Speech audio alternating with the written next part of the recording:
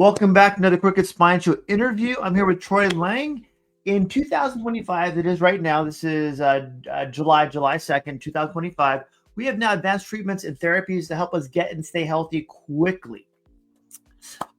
In today's interview with Troy Lang, he explains why his wellness center, CultureOC in Newport Beach, California, your wife runs it too, correct? Yeah, we built this company together, yep. Why it's thriving and the state-of-the-art equipment they use to help optimize clients' recovery, performance, and increase their longevity for a variety of health conditions. Let's find out why CultureOC has been the place to go in Southern California. Mr. Troy, welcome to the show. Appreciate it. All right. Thank you, Dr. Tony. I appreciate you having me on and being able to present and share a bit about what we do in regards to longevity. And the term biohacking is used a lot today, and we really are in that space. It's really taking ownership and responsibility of understanding our biology and how we can sort of manipulate or construct that to get a biological response using different technologies and therapies that we offer through things like LED light stimulation, hyperbaric oxygen chambers. You have saunas or infrared saunas for detoxing the body, and then really combining these different treatments in protocols that we can also mix in with things like peptides, working closely with other physicians like chiropractic services, and getting that well-rounded, holistic look at what is happening to the body and how we can get better results and optimize cellular performance ideally. It's almost doing it naturally too, versus relying on medications or surgeries that maybe have a risk involved. That's almost the body wants that to enhance its own efficiency and also potential. Yeah, that's right. And when we look at, for instance, a lot of people understand red light, or we're hearing a lot more about red light therapy. So we have I spent a lot of time around different practitioners. I know the owners of a lot of the companies of the technologies that I use. And when we talk about light therapy, it's actually light stimulation. It's stimulating your cell's biological response. And our bed has two different wavelengths of red light, two different wavelengths of infrared light. And technically, these wavelengths of light are what we would naturally get from the sun at certain times in the day. Early morning and late afternoon sun, when you can physically look at it, is where you're getting these certain wavelengths of light that are beneficial for cellular communication and cellular energy production. And that's what we're doing. We're extracting our environment of what we should naturally get in nature and trying to bring it into a space where we're mechanically forcing that mechanism of action by being in a treatment facility or on a device that's giving you that therapy. It's amazing because some people talk about red light therapy, but they don't really know what it is. It's almost like you don't understand it's near and far infrared. It's different things you can do with it too. But when you explain it in a scientific perspective, it's a natural occurring thing that people don't realize we need every day. It's just not part of the medical field for one. Do me a favor, Troy, back up a second too. What in the past really planned to see to build CultureOC for you and your wife? I want to kind of get the big picture of what community is about right now. Yeah, so everyone has a story. Everyone has a unique story. Generally, a lot of that story goes back to childhood and challenges or trauma or things that we face and develops into sometimes sabotaging behaviors or influences in our own adult life, and really unpacking all that so that we can have a better quality of life in future. And mine started, I grew up in an environment, very challenging environment with alcoholic parents, a lot of verbal domestic violence. And I myself, in early teens, got into drugs and alcohol and went down a path of addiction and substance abuse through my 20s. And at the age of one thing, and I think one of the best biological biohacking things that we can do is physical exercise. I walked into a gym when I was 15, and that was the one thing that kept me safe through challenges with addiction and alcoholism, because I never lost touch with that aspect of physical movement and how it made me feel. But at the age of 30, I was actually in the Himalayas. I was trekking through the Himalayan mountain ranges on a 7-day trek. And I just had this huge realization that if I didn't make some major changes in my life, that one, I don't know if I was going to continue to have a quality of life because of the things I was doing and the way I was living. And I definitely wasn't going to have a family or have a wife or the things that I really desired from my future. So because I had that physical background training that really kept me grounded and kept me on direction and on point, Good. I started to really explore, firstly, why my psychology was the way it was in regards to my decisions and choices around substance and alcohol and drugs and things like that. So I dived deep into childhood psychology, early brain development, and that started to unpack different ways of looking at how therapies could help me unpack these emotional traumas. So I got into float therapy, like a flotation tank. If you've heard of a sensory deprivation tank, which is Mhm. where it's filled with water and high levels of magnesium and Epsom salts, and you get into like the pod, it closes, the lights go out, and you're floating. It's almost been referred to as being back in the womb. And I was working with a counselor or therapist at the time using float therapy to break down some of the trauma and challenges and subconscious conditioning that I developed through my early childhood development. And through the divine universe or the natural evolution of when you want to make changes and you're taking full Yeah. responsibility, sometimes in those environments, the right people start to get put in front of you. So from the float therapy community, I was then introduced to a community that met every day for beach swims and cold water dips, and they were all into breath work and meditation. So I started to learn the power of breath work and ice plunging and cold That's water awesome. therapy. Yeah. Great. And then I just continued this like 10-year long journey of like self-education in biohacking, how I could optimize my performance physically, how I could break free from different traumas and subconscious conditionings. And it led me into learning more about LED light therapy, hyperbaric oxygen chambers, detox pathways through sauna and supplementation. And it just opened up this whole world that I became extremely fascinated with. And it was at that point, it was like, I want to be able to share my knowledge and give back to the community of what I've learned and what's helped me, because it was more than just the physical aspect. It was a whole reconstruction of me as a person. And actually, for the first time in my life at 31, feeling like I actually knew who I was as a person emotionally and spiritually through all the practices of breath work, meditation, and then physically feeling that through these other therapies that offered this optimized physical experience. It's almost you took something that helped you, found a community that actually did all of that, the cold plunge, the swimming, the breath work for one, also took the next level of now I've got my health to my best potential at this point. How do I pay it forward? How do I make the next someone not have to go through all these ways, these mazes, and make it easier for them to get the help now versus trial and error, where they don't go down a rabbit hole of where now they have other issues, long-term issues, and maybe never get out of that hole. You really get there. Why not pay it forward like you have? So fantastic. Good for you and good for your community.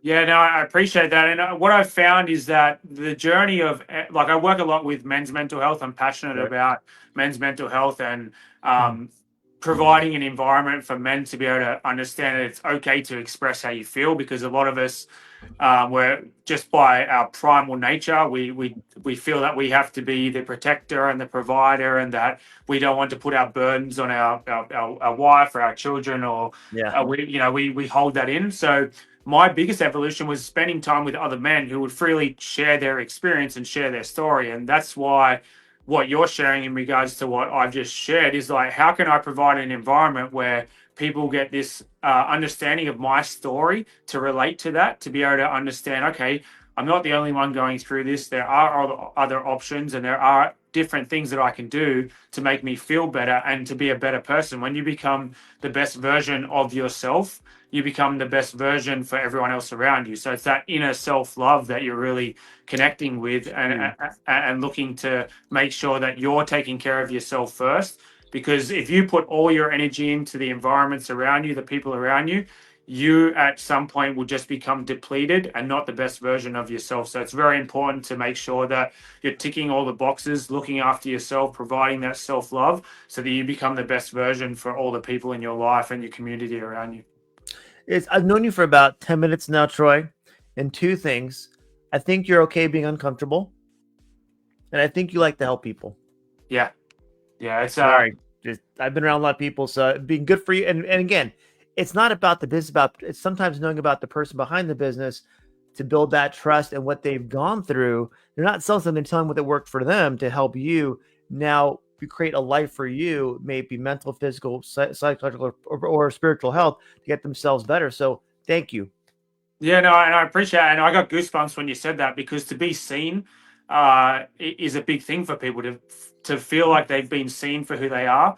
That's what people just want to be heard, and they want to be seen, and they want love like that. These are the three core Basic values of human nature. what people want. And sometimes the hardest thing is asking for help. And that's something I've struggled a lot with in my life, because I've been brought up to be very independent and to be very protective of the people around me.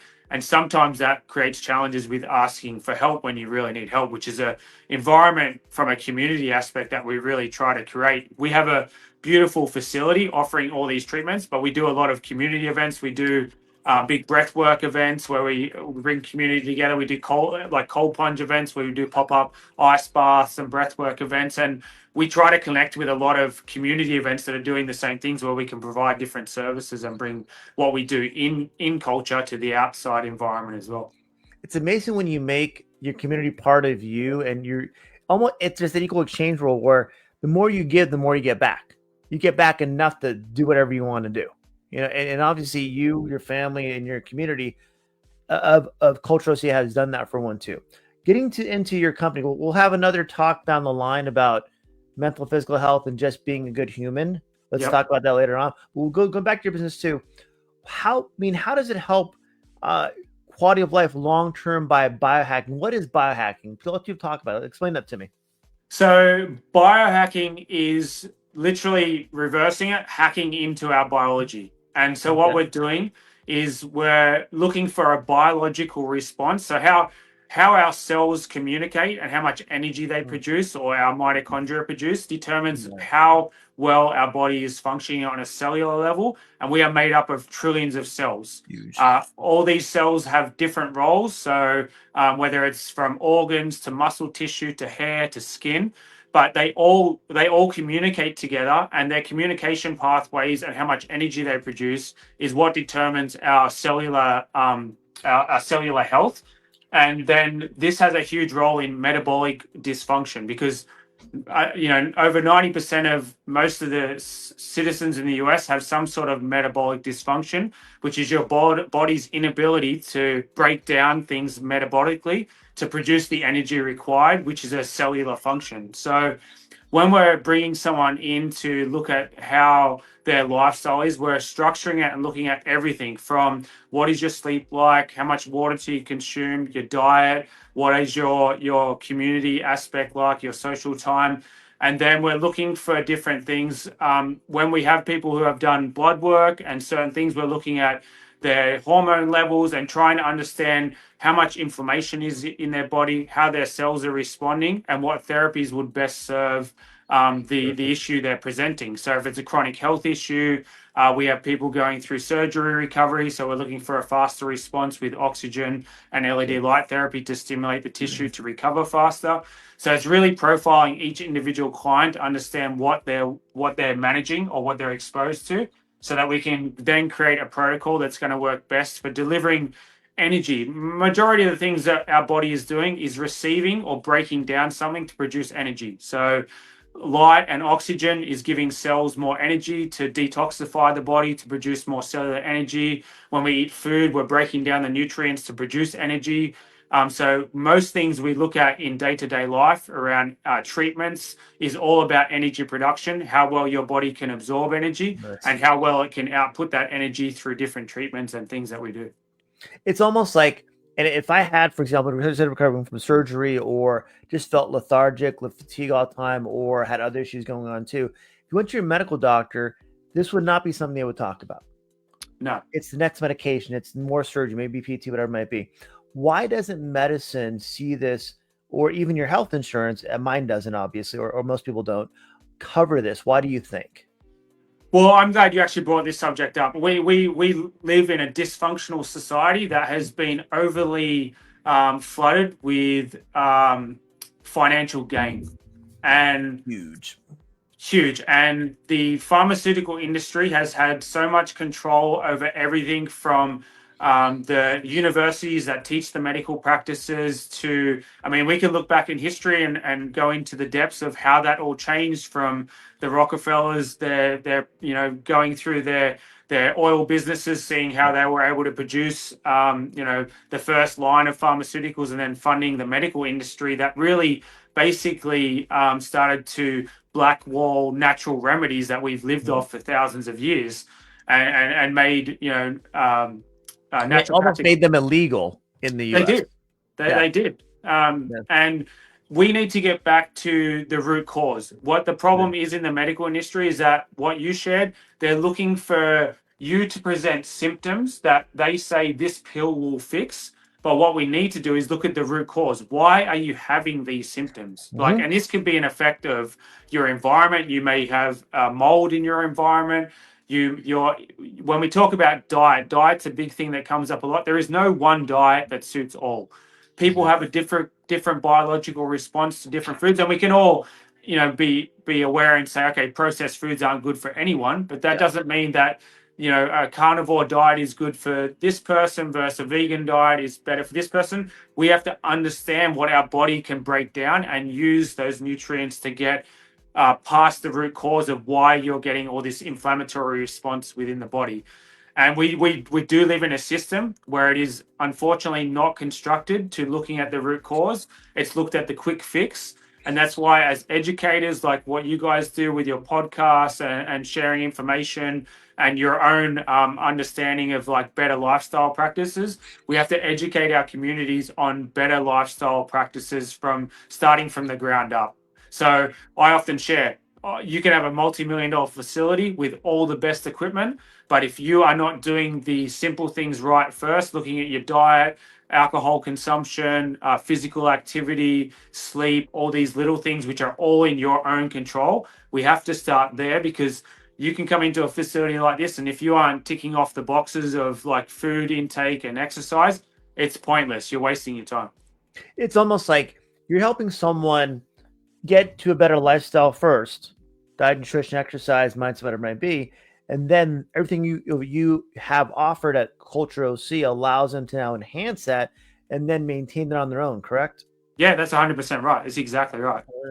And also, too, what do you normally treat at CultureOC? What's the normal people that come in with? What's your common people come in concern wise, or health conditions, or just overall health? Yeah, state? to be honest, because of what we do, we work with a large demographic of people from our area. So I'm currently working, and I have a really great success story. I currently have two people that are actually diagnosed with cancer. One lady has a rare form of lymphoma cancer in her hip that when she came to us, she'd already been through multiple stages of chemo. Okay. And her body was not responding to it, but she was so depleted that they couldn't continue any cancer treatments through chemotherapy. She spent 3 months with us doing my super healing protocol, which is our PEMF, our red light bed, and our hyperbaric oxygen chamber. That's all one protocol. She was doing that anywhere from 3 to 4 times a week. After the 3 months she spent with us, she got referred back to the doctors at UCLA. She was being transferred, and they did all her testing and blood work. And they said, we don't understand what's going on, because they gave her anywhere from a week to a month, maybe a few months to live. Yeah. When they got all her results back, all the nodules on her lungs were disappeared. Like, she had 100% lung capacity back. The fracture in her hip had healed up. The cancer was no longer growing or aggressive. And she wasn't telling them of like the biohacking treatments that she was doing. And they were blown away. Since then, they seem like they're quite progressive. She's shared what she's doing, and they were really excited that she's doing these extra treatments. But what is funny is that the nurses can't openly, like, she wants to share her story that everyone should be doing these treatments. And or even the nurses that are all part of her support team who are like on board and think it's great, they really can't talk about it, because it goes fully against do you know how much money is involved in chemotherapy is ridiculous in regards to, like, they're never not going to want to give it up. You know what I mean? It's like being part of the other team and going, I know that team's better, but I can't say it. Yeah. But outside of that, so, we have people coming in with cancer. We have a lot of people who are recovering from surgery, whether it be cosmetic surgery or athletic recovery, like shoulder reconstructions. And then we have a lot of clients who, in this day and age, after the pandemic and what we went through, where people realized that your health was one of the best combative things you could use against a virus or disease. Perfect. People are much more interested in their health and longevity and learning more about different things that you can do to optimize that. So we have a huge basis of just longevity wellness warriors who Good. want to have a better quality of health and want to have control over their health and future. It's amazing when someone looks at them at it and you almost make them more an advocate for their own health versus relying on a doctor or someone else to actually help them get better. So thank you. Appreciate that. Yeah, you know what? There's a lot of great doctors around. We Yeah. work with a lot of great functional medicine doctors in regards to looking at hormone therapies. I'm a big fan of chiropractic. I actually broke my neck 5 years ago in a surfing accident, and I had my Yeah. C4, C5, and C6 fused together. And I get regular weekly adjustments because when I do have good range of motion, but I get really quite stiff when I haven't had adjustments. Yeah. And so like all these I get acupuncture, chiropractic services, like all these things are what's required for optimizing how your body functions and how you can get the most out of it. So it's very important to have a good, strong community of doctors who are, like yourself, very proactive and progressive in regards to new technologies, new treatments, and not being succumbed to the whole pharmaceutical push and the drug industry. It's amazing when you have that alternate perspective, when it's alternate, basically non-medication perspective or non-surgical perspective first, and then you take care of your health so you don't need other stuff. Yeah. You keep it so that point it becomes an issue.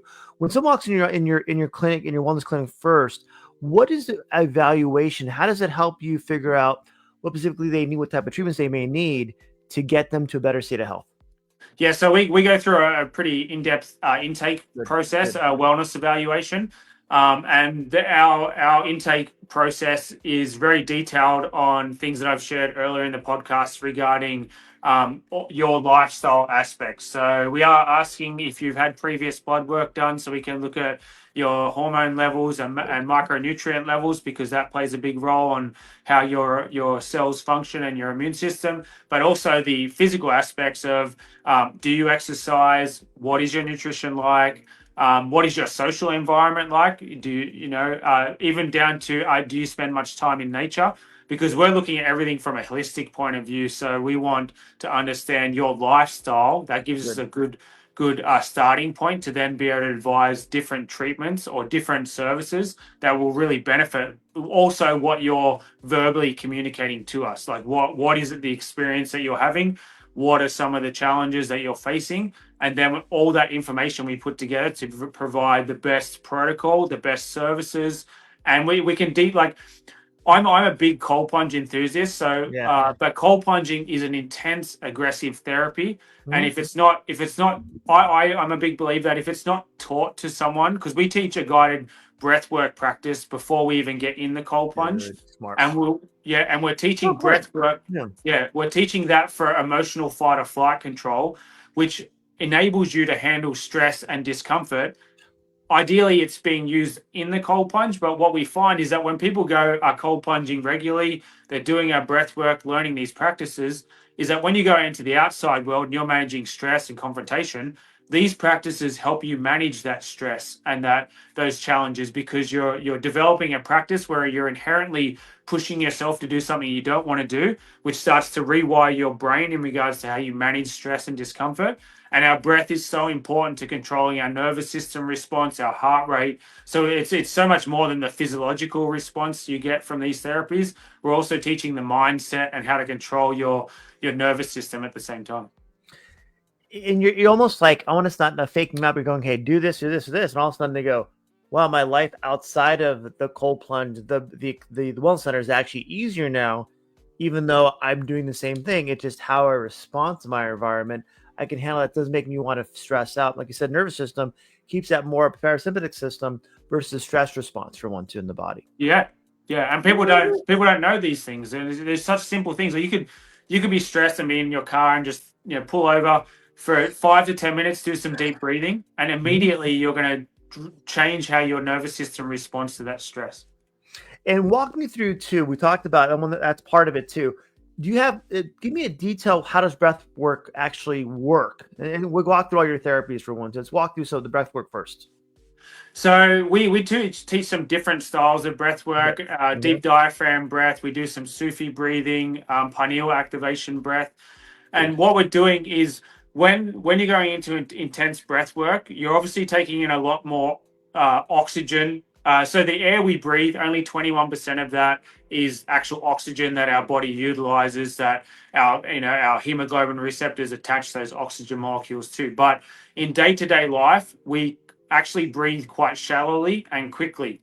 So when we're taking in deep breaths into our diaphragm, we're flooding our body with oxygen, and we're slowing our heart rate down and pushing ourselves into our parasympathetic state, which is our recovery state.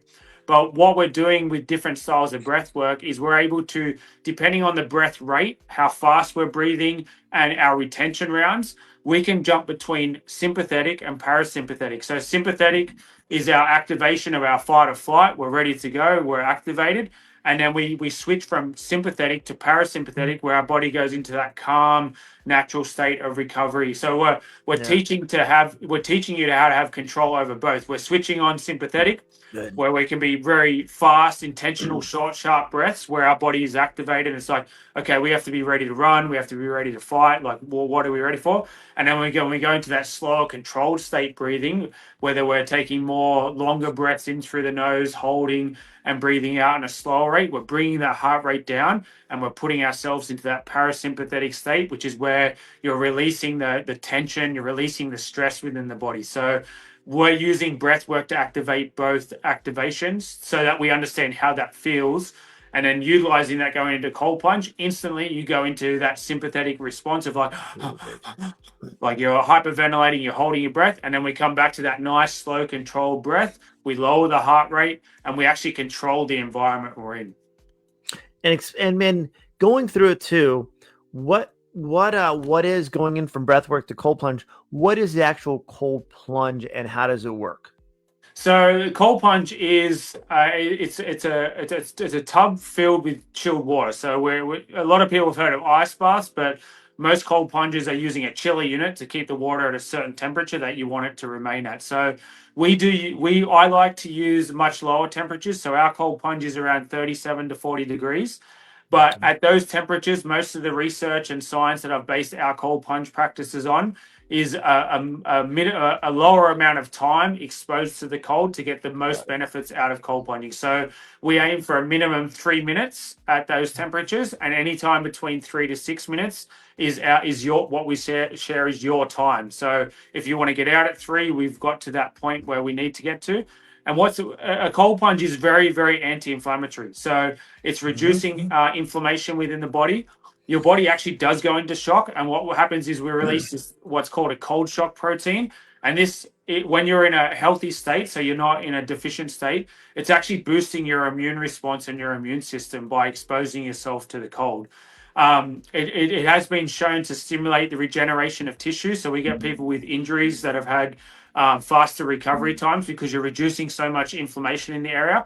And then when you get out of the cold plunge and your body goes through the thermogenic effect of warming up, you get a huge release of dopamine and increased blood flow and circulation to the area, which stimulates fresh blood flow to the area, which is what we need for healing and recovery. It's also, we use it as part of our weight loss protocol too, because when you're in the cold plunge, your body's going into this energetic effect of trying to warm yourself up. And the first thing it does is start to burn brown adipose fat tissue, which helps with weight loss as well, because your body's trying to warm up. And the best way to do that is use the fat tissue that's on your body as an energy source to increase your body temperature. It's amazing when something like that could last for, say, 3 to 6 minutes and have all that effect.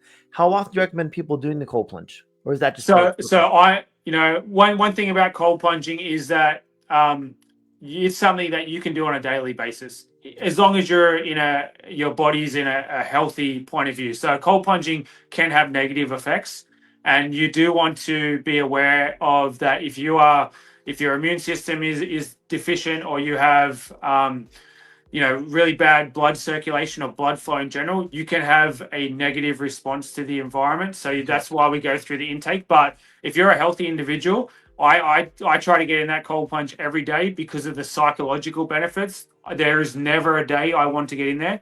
I've never met anyone that gets enjoyment out of physically getting in.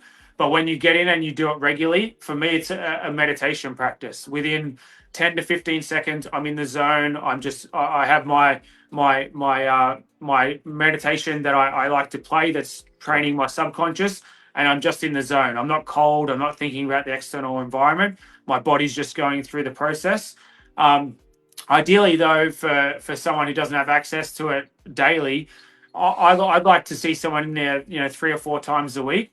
But there's a lot of science around, specifically I've treated a few males who have low testosterone levels. Cold plunging prior to weightlifting or heavy weight training has seen up to a 50% increase in natural testosterone production. And Nice. I've had clients who have had blood work and testing done and utilize this practice 5 times a week with their training and seen a huge evolution in their natural testosterone production. So It's amazing when things that have been around for thousands of years still work. yeah. Fantastic. Did you incorporate and then talk about hyperbaric oxygen therapy? How does that work, say, in conjunction with or other therapies too?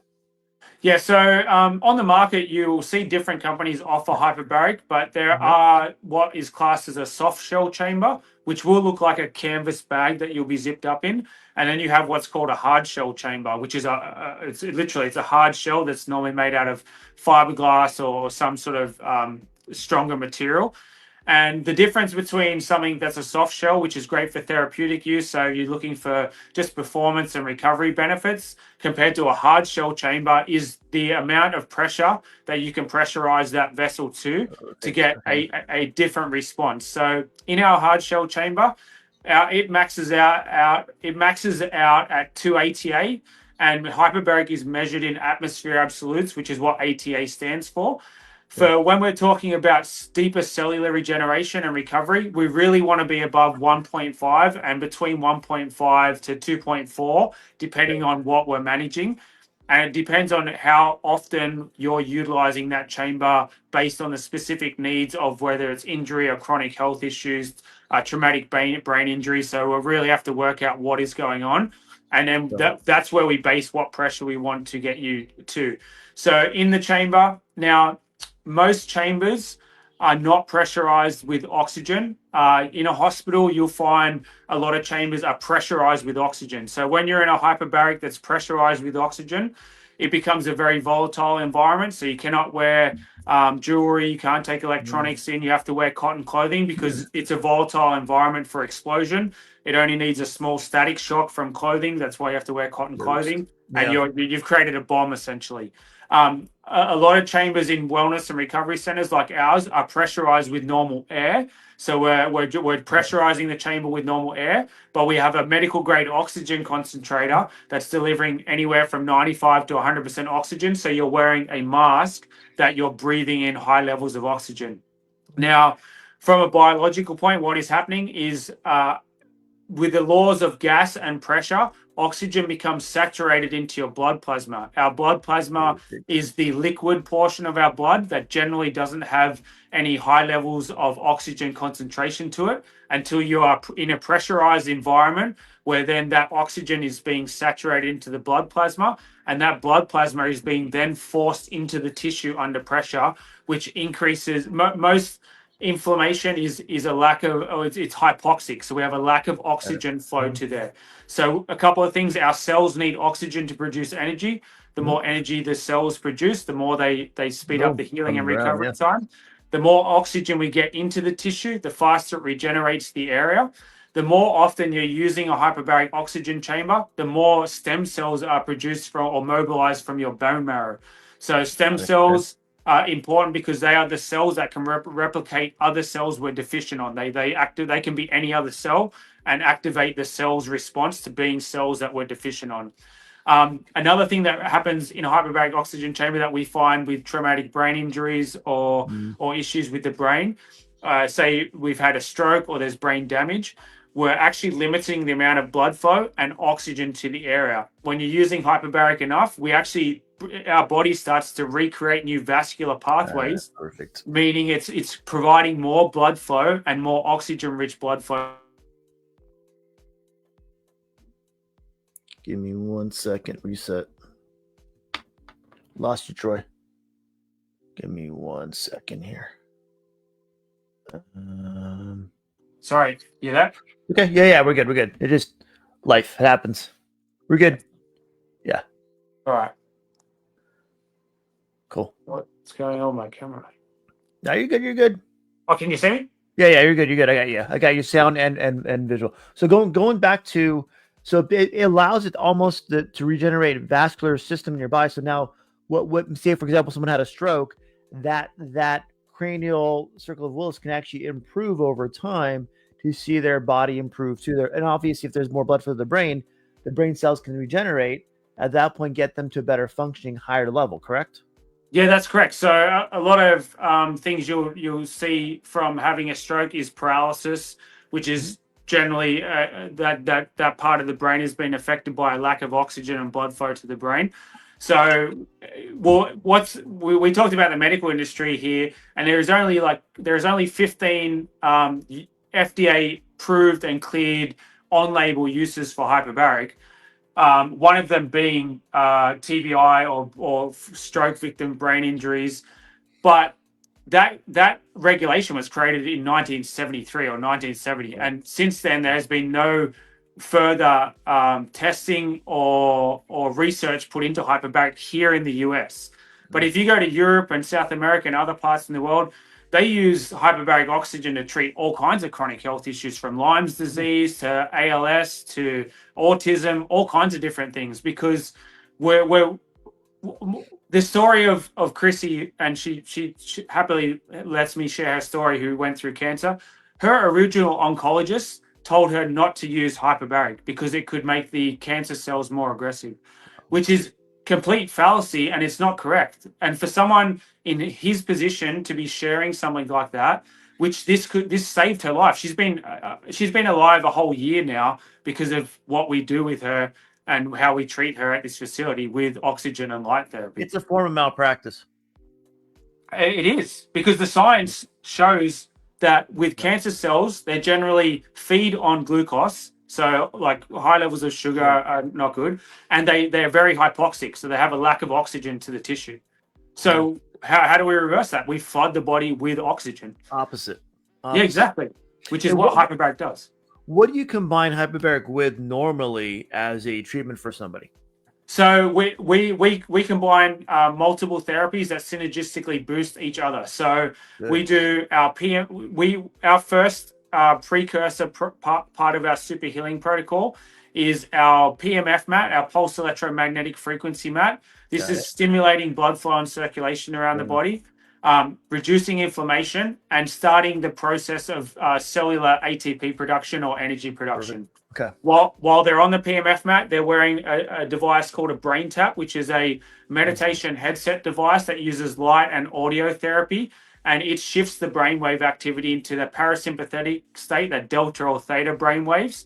And why we do that is because our brain is what's sending and receiving signals around the body. So if we can really bring that into a parasympathetic state before going into the other treatments, we're going to maximize the benefits of, for instance, from the PEMF brain tap, we go onto our LED light therapy bed. That's our next treatment. Perfect. Now on there, once again, a lot of these treatments do the similar things. We're reducing inflammation, we're increasing blood flow and circulation. On the LED bed, though, that's releasing trapped nitric oxide from the cells that line the artery walls. This dilates the system and allows more oxygen into the cell, which is where we go from our red light bed into our hyperbaric oxygen chamber. And now we're flooding the body with oxygen so our cells can maximize their oxygen input variables to get more oxygen into the cell, more oxygen into the circulatory system that's already been activated by the PEMF and red light. So we're combining these three therapies to really boost how much benefits you get out of each one by synergistically boosting each other. It's almost like you're allowing the system to calm down first, in that sense, for one, too. Then allow the arteries and everything to vasodilate then you flood it with what it needs. So the deficiencies, that point, everything works at a higher potential. If you do that over and over and over again, the body will now change to a better state of health and almost accept that as their normal. Yeah. Yeah, and you will see it. Like if someone has a really, like I'm working with a lady who has chronic fatigue. She had some really bad side effects from struggling with energy, brain fog. Now, I tell everyone, so the first 4 weeks we try to make people go through a 12-week protocol. Perfect.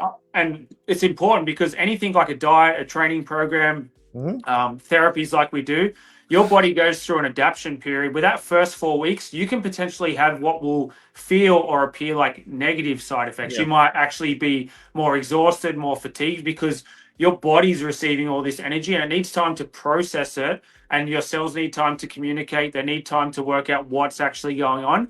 And with cases like that, we will play with how much pressure you're under in the hyperbaric, how much time you're on the LED bed, how intense the PEMF mat is on, so that we can just slowly get your body adapting to it. And then what we find is in after the first 4 weeks, we go into the second month where then they're starting to see significant changes. And then as we go into the third month, that's where all the magic is starting to happen, and they're really starting to feel those strong benefits of recovery. It's amazing. I've done probably lots of podcasts with people in healthcare, like as yourself for one too. It's amazing how that 3-month, 12-week window is so important to get to, so your body can change physiology, now accept the better normal. Yeah. The first week's gonna be like, it's gonna be exhaustion. Your body's gonna fight. This is new to us. This is a stress to us. This isn't good for us. And also goes, wait a second, this is gonna be in our normal. Now it can change at that point once you get the healthier state, say 3 months. At that point, your body goes, this is where I want to stay now. This is where, like you mentioned, this is where my neck feels a little bit off. I'm going to go see the chiropractor. I'm going to make sure now you know what normal is for you, then maintain that. That's so much easier. Yeah, and it is optimizing cellular function, which is ideally what we're trying to do. And because you're going to feel better, you're like, now my state of health, I want to keep it here versus my normal is down here. Let's get it there. It's amazing when people see that benefit and they stick because now they know what they want. Talking about, to go back a little bit too, what is brain tap therapy? So brain tap is it's literally an audio headset, like any audio headset. It's designed by Dr. Patrick Porter. He works in addiction and he's a psychologist. And in the earpieces, there are actually blue and red LEDs that are activating the energy meridians or acupuncture points in your ears. Then there is a visor that comes down. So a visor comes over and down over your eyes. So your eyes are closed behind this visor, and through the eyepieces, there is a pulsating light. And the brain tap has meditations geared to, because the meditation is all about subconscious conditioning. So if you present to us, I've had a stressful day, we will look up in the brain tap app for meditations related to stress relief. And then what I tell people is you want to focus on what is this visual interpretation of what the light therapy is doing that you're seeing behind your eyelids closed, because this is connecting to the retina that's sending a signal to the brain that they did all their clinical trials and studies on people actually showing their brainwave activity before using a brain tap device, and then using a brain tap device and showing that we could literally through light and audio therapy, through subconscious messages, change and that brainwave activity into more of a delta or theta state, which is our sleep state. It's our parasympathetic state of recovery. It's almost like you're getting someone to really shut everything down around them consciously, so now their subconscious can actually change to now go back and affect the conscious, so what you feel will be a better state of health. Yeah, and the reason why doing that is because, as I shared before, our brain is what's sending and receiving signals around the body. It's the epicenter of healing. We do have the psychological response to be able to heal ourselves, but we want to provide it with different inputs to maximize that. I quite often tell people our psychology is our biology. So what you think and what you think comes into existence. So even with people coming in with serious health issues, I need you to be in a space and understanding that you have the ability to heal yourself, but we're providing these external mechanical inputs to help boost the effect, but that your brain is the one that's going to do the healing. We're just providing other inputs for your brain to receive these inputs and then use them to heal the body. it's amazing how science now has proven what most people have thought theory wise, that the nervous system, the brain, the spinal cord affects the organs of the body, the muscle tissue, your mindset, and vice versa. It's all connected. So if one thing is off, everything got to function at a lower level. If you can hit Yeah. everything, or you're hitting all sorts of boom, boom, boom, boom, boom, there's nothing that the person, unless they want to think they're in a bad state of health, that can get them to not get their body better. Yeah, that's right. That's right. So it's all about what's signaling in the brain, because Yes. that's what's controlling everything. Talk about nutrition. We haven't hit that too much so far. Nutrition, peptides, how does that affect someone's healing? In your program? Nutrition is a big one, because people have inflammatory responses to certain foods, and especially when we look at refined sugars and carbohydrates, things that aren't naturally occurring. I'm a pretty simple whole food type guy. Like I'm a meat eater, so I'm very lean meats, chicken breasts, fillet steaks. I love seafood.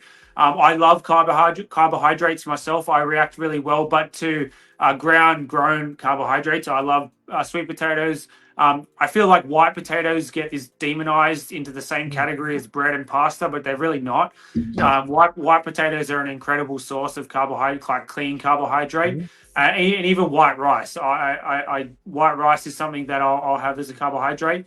And I really just look at my macronutrients. I'm a protein, carbs, and fats person. My diet is constructed off that. Leafy greens for good fiber. So really simple, nothing too crazy.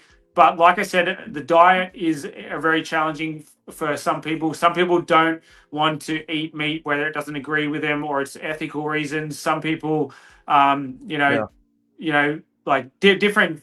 Well, I'm sure you would know about blue zones, which are areas of the world where people live well into their centurion years. Mediterranean diets, things like that too. Yeah, but if you look at we have one here in California, Loma Linda is one of the blue zones.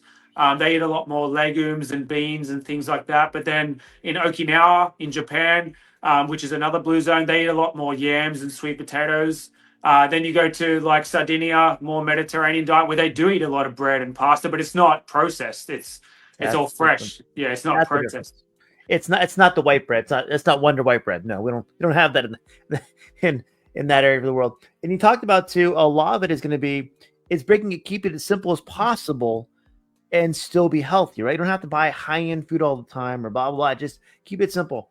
If you have a chicken breast, white potato, boom, simple salad, whatever it might be. That's all you really need. Yeah, like my favorite thing is a white potato cut up into wedges, a chicken breast or a steak, an avocado, and some broccoli florets. Like to me, that's a simple meal, and you can use some spices and herbs to make it taste. It doesn't have to be boring. Yeah. But it's just keeping it simple. It doesn't have to be overcomplicated. But I think there's three aspects, like connecting to like diet and the blue zone theories, that out of these blue zones, they had different things that were unique to those environments, but there was three main factors that they all shared. It was the diet specific to that area, physical movement. They all had some form of physical movement based on where they lived or their lifestyle. And the third one was community. They had strong community values. They spent time with people. They laughed. They had that energetic environment of being around people.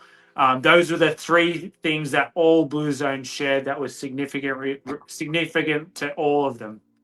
That social positivity. Why do you think? And but for my audience, how would you verbalize how it helped them stay healthy?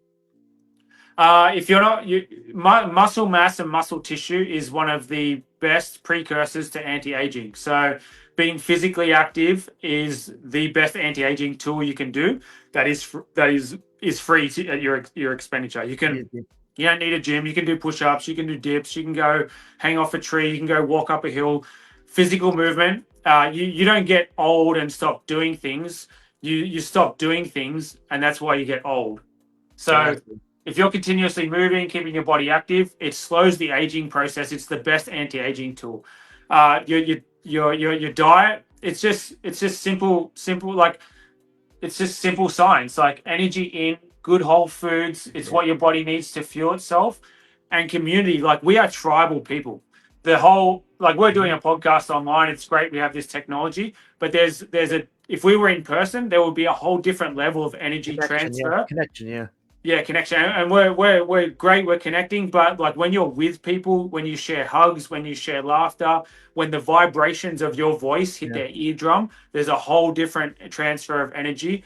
And but those, that's very important to be aware of the people you hang out with, because that can have a negative impact. So Mhm. you become a byproduct of your environment. So you want to surround yourself with people who are, positive, who want the best for you, who are, for the most part, have a good outlook in life and a good intentions, because that translates and bounces off each other. It's so important. There's almost that connection of you're only as good as six people around you, right? That's all it Yeah, comes down to. it And is. with that, even when your physical connection with somebody, it's almost like the pheromones, the chemistry, for one too, that the touch for one also is so important for how people sometimes lose that aspect. I get it the other way. I can play games I want, but you can, but is that is your health where it could be? And again, Yeah, everyone it can do whatever you want to do, but it's almost people say I'm great. I'm like, you're good, maybe not where you could be. So everyone has their own little option on that. yeah, and that's right. That's why you have to be Yeah. really aware and protective of your environments. Easy, easy. And tell me, you told me one before too, the cancer patient. Tell me about a great success story that you did not expect to happen. That felt unbelievable. Like, whoa, how'd that happen? There's I mentioned earlier that I work with a lot of traumatic brain injuries, and a Yeah. lot of them are from athletes. And Mhm. I met this young big wave surfer. He lives here in Newport, and he travels around the world chasing monster waves. Huh. And Crazy it guy. was when I'd only just opened the facility, so I was quite new. Ha.